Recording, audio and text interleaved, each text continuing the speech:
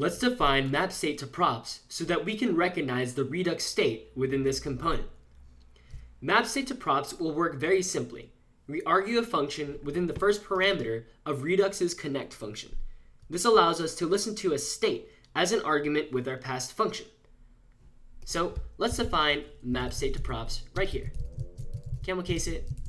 And like I said, we have state as one of our arguments.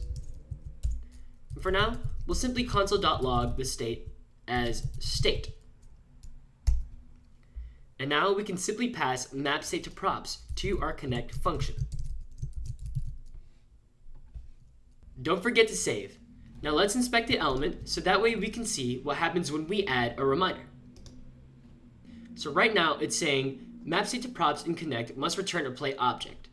Well, don't worry, let's see what happens when we decide to add a reminder anyway. Let's greet grandma. Okay, we see a new state over here, and it's our object, as you can see, with our ID and the greet grandma text. Cool. So it's telling us to return a plain object, and that's exactly what we're going to do. We're going to turn a plain object with our reminders as state, because this looks exactly like what we want our reminders object to be, or reminders array to be, rather. This is because in index.js, our reminders reducer is the global reducer for our entire application. After saving this, let's delete the console log of state and simply console.log props within our render function and see if it updates. Say this.props, save. Cool. And let's say, yeah, we have to greet grandma, and there props goes.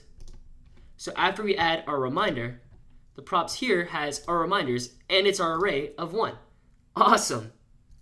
Let's take a brief moment to appreciate the beauty of Redux.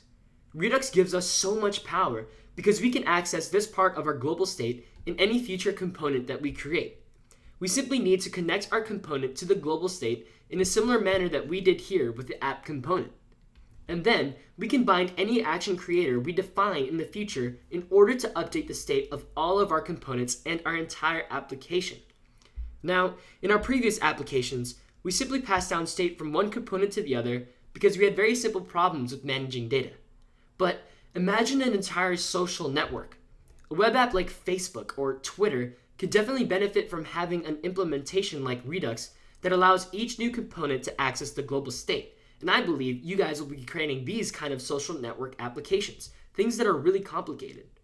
Regardless, we now have our reminders in props. So let's expand upon the user interface to show the user that they actually submitted a reminder once and for all.